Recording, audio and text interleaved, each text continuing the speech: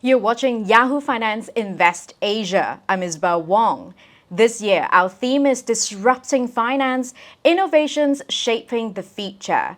We'll be speaking with esteemed business, innovation, and finance leaders from around the Asia-Pacific region to talk about how businesses are navigating opportunities and challenges arising from innovations and technological advancement.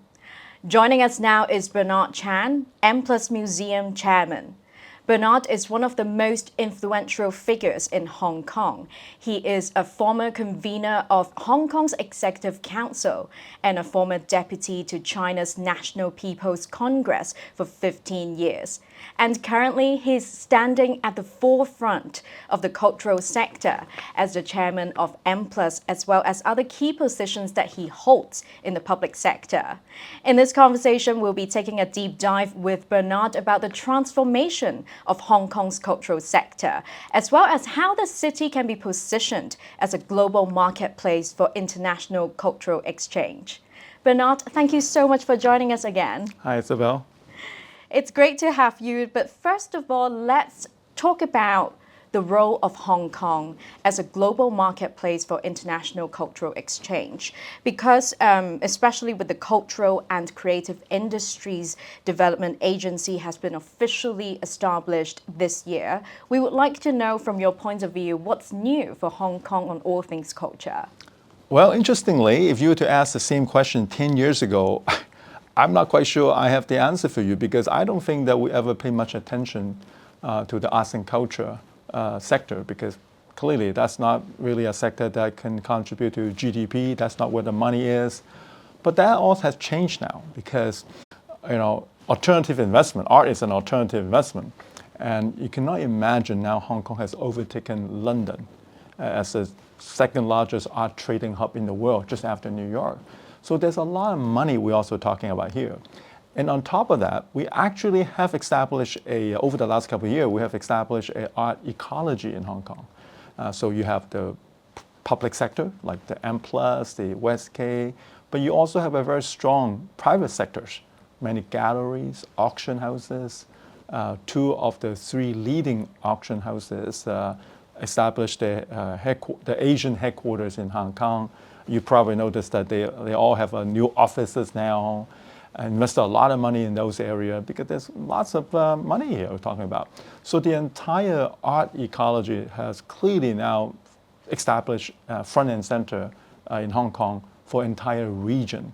So for the first time, I think clearly, including the Hong Kong government, now paying much attention. That's why you mentioned about dedicated units have been set up. Because creative industries is definitely going to be one of the strong pillars for Hong Kong. And not to mention that the central government also clearly have recognized Hong Kong's position as the East and West culture exchanges. So there's a lot of happening here. That is definitely exciting to hear. But now let's talk more about money and economic impact. Because as you mentioned earlier, Hong Kong is now recognized as the second largest art trading hub in the world. So from your vantage point, how has the cultural sector so far been positively contributing to the Hong Kong economy? You know what? It's interesting. I mean, I'm also reasonably new to this job myself, and before that, I never connect all these dots together. But today, I was like, wow, it's actually a perfect story from Hong Kong, because when you talk about art trading, right? You think, okay, these art pieces are being auctioned and traded here. But guess what? Many of the buyers, and the buyers are from the region. They're not just from Hong Kong. In fact, a great majority is not from Hong Kong. Right? It could be from China, mainland China. It could be from Southeast Asia, everywhere. And because of the various taxation regime, right? So you'd be very surprised that quite a number of the buyers, they actually prefer to keep the art pieces in Hong Kong, right? Depending on whether if you prefer to showing off your pieces to your friends at your home, then you have to bring home. Otherwise, if this is part of an art collection, it's part of a trading, they might better off just keep these artwork in Hong Kong and wait for the next opportunity to sell them off, right? In addition to that, I think exhibitions area is also too, because if I were to be a major, a collector myself, I would want to bring my friends to come to Hong Kong, right? I have a my art pieces are being stored in Hong Kong, but every now and then I will have my private viewing and invite all my top friends and partners to come to Hong Kong. And of course, on top of that, you can imagine there will be catering, there will be other sort of things. This is exactly that something you probably can see in London, New York as well. So I can definitely see there's a lot of potential peripheral opportunities centered on the arts and culture, but it could be a lot more than that. So definitely, I can now see that coming for sure. As the entire ecology has been built, the rest will come. Of course, when it comes to the arts and cultural ecosystem, the audience is very much a key factor. So how are international organizations reaching a wider crowd, a more international audience? And what are some of the biggest challenges that they are facing? Totally. I mean, obviously, from the viewpoint of M+, we would definitely consider Tate Modern from London to Centre Pompidou from Paris, and Museum of Modern Arts in New York. These are our comparable, and we definitely see themselves as our role models and our peers. And because we are both, these facilities are all what we consider them cultural significance in the global space, and we work closely with them. And we recently, back in March early this year, West Kowloon signed 21 MOUs with various international institutions. And that really have helped Hong Kong and helped the whole West Kowloon and helped M+ and Palace Museum, because after all, we are still relatively young, but yet we are now at the level with these global institutions where we can do perhaps co-productions, we could do collection sharings, a lot of exchanges among the museum administrators and even among the artists, and touring of the exhibitions. So these are all the different types of things we are already now in discussions with all these institutions. And again, put Hong Kong on the map at that level. It may not be a household name. M+ is not yet a household name for your global audience, but M+ is definitely now a global name among the world museum administrators. And as you mentioned, M+ Hong Kong are definitely now on the global map for, the cultural scene. So of course, interacting with the international audience is also one of the key elements. So far, what are some of the biggest challenges for international organizations when they're trying to reach a wider crowd and a more international audience, especially with the context of geopolitical uncertainties? How are they really navigating these challenges? Well, in fact, it's rather thankful. As far as I see it today, politics is very challenging, right? At the government to government level, the G to G level is super challenging these days. Even at the business level, I think given the geopolitical tension, I see that many the businesses, especially the big businesses, they kind of want to lay low. They want business to continue, but they don't want to really talk much about it, at least not openly and publicly. And that makes it very challenging for Hong Kong, right? But so far, in the space of the arts and culture, I can definitely see there's still a very healthy dialogue and engagement.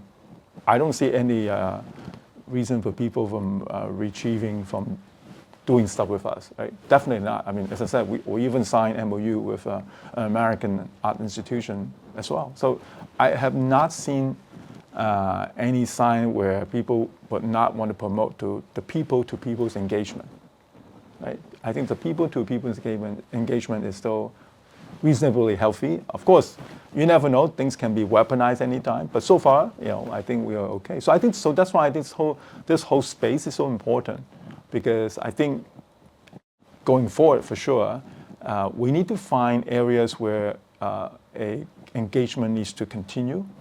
We might disagree, agree to disagree on political stuff, but then on stuff where there's a common purpose, for example, in climate change and sustainability to arts and culture, music, I think these are the areas where perhaps there will be less friction, less reason for people to get too excited about each other. And this is important. I think a dialogue among, can you imagine the US and China, the two largest economies in the world, not talking?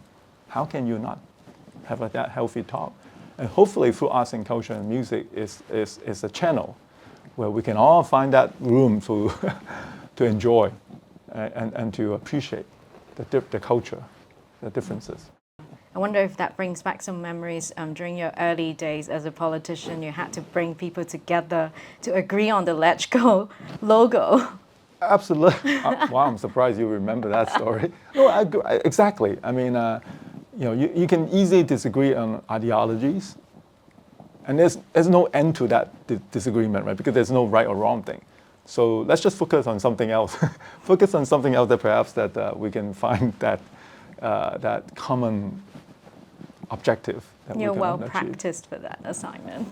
I hope so. And moving on now, I'm wondering, in your opinion, how have the recent cultural developments in Hong Kong kind of consolidated maybe the position of Hong Kong even as an international financial center? See, it comes back to the topic I mentioned earlier. It's about talent. So we should not just look at arts and culture as like, oh, this is arts and culture. No, I think today, one of the key burning challenges for Hong Kong is how to retain talent, good talent, and to attract global talents to Hong Kong. And given what happened to COVID and the advancement of technology and so on, today, honestly, you don't even have to stay in one place to work. Right? You can work remotely from different places and so on and so on. So where you work is no longer is the most important. What's more important is where you're going to put your family. So you want that sort of a global talent. You can be anywhere, right? So your consideration will be now considered, well, if I have a family, that is. If I have a family, then I want to make sure that my spouse and my kids will be in a place where it's safe. So safety is definitely the number one consideration, along with the work, the job. Then of course is, if you have children, then it's the schools. And on top of that will be the culture, the art, the whole 9 yards, right? Being the quality of life. I think I'm trying to change the narrative because of even among our administrators, in the government. Because if you look at arts and culture, well, how much GDP? How do you measure that? And what is your return? How much contribution? And then we got sucked into that thing, right? And I try to change their perception. I said, listen, don't just focus on arts and culture. It's actually beyond arts and culture, right? How are you going to enhance our positioning as a financial center? Now, once I get to that discussion, they get excited because, well, financial center, that's important, right? It is true. So Bernard, looking ahead, what are some of the trends that you've been seeing in the global arts world that could be significant for Hong Kong in the years to come? And what's your vision for the future of Hong Kong as a global marketplace for international cultural exchange? I'll start off answering your second question. With that rising 400 million rising middle class in China and easily 200 million middle class in ASEAN, you can only assume those the purchasing powers among that audience, right, is so big, and so clearly the potential is amazing because these group of people want to have better access to better events, better cultural offerings, or even investment, right? So I think if you just look at these 400 to 600 million middle classes, then you can understand the potential, the opportunities, right?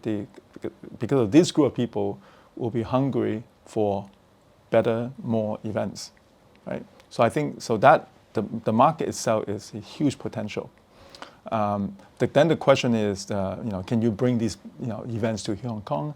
And it's not just bringing here, is how can we add the value? Now here in M+, for example, one of the major exhibitions we launched at the beginning of the museum was Kusama, Yahoo Kusama exhibitions. Now Kusama works are they are everywhere, but we somehow managed to bring all the work to Hong Kong and create this exhibitions that is one of its kind. Now, it's too bad that half the time during the exhibition, Hong Kong is still somewhat locked out from the world. But if we would have done this right now, I think you can only imagine the whole world will flock to Hong Kong to see it because it's uniquely Hong Kong. In fact, the show became so successful that we export the show to Spain and to Portugal because it was a very uniquely Hong Kong create events exhibition. And of course, you talk about the future, obviously the whole digital space is also quite interesting. We have the metaverse and also on NFT. This is definitely a space that is going to stay, it's going to come, and it's going to even evolve even to something even bigger. And you see, most people are now very into digital art. And so how digital art interface with traditional art and so on. I think there's a lot of new exciting area yet to be developed here. So of course in Hong Kong we have City University, and we have the academic institution to support these works. So the young people love it. So I actually think that we have all the right ingredients to make Hong Kong becoming the hub for this whole arts and culture, digital and music and so on and so on. So and with the audience, I think that's also the key. Right? When you have all that, but you have no audience, that's good enough. But you have the right audience, the audience that want these types of things. So I think it's a perfect match. So tune in. I think if you still have a show next year, invite me back, then maybe I have even more exciting news to tell you. Thank you so much, Bernard. That was Bernard Chan, M+ Museum Chairman. To watch all the interviews from this year's Yahoo Finance Invest Asia, please visit hk.finance.yahoo.com.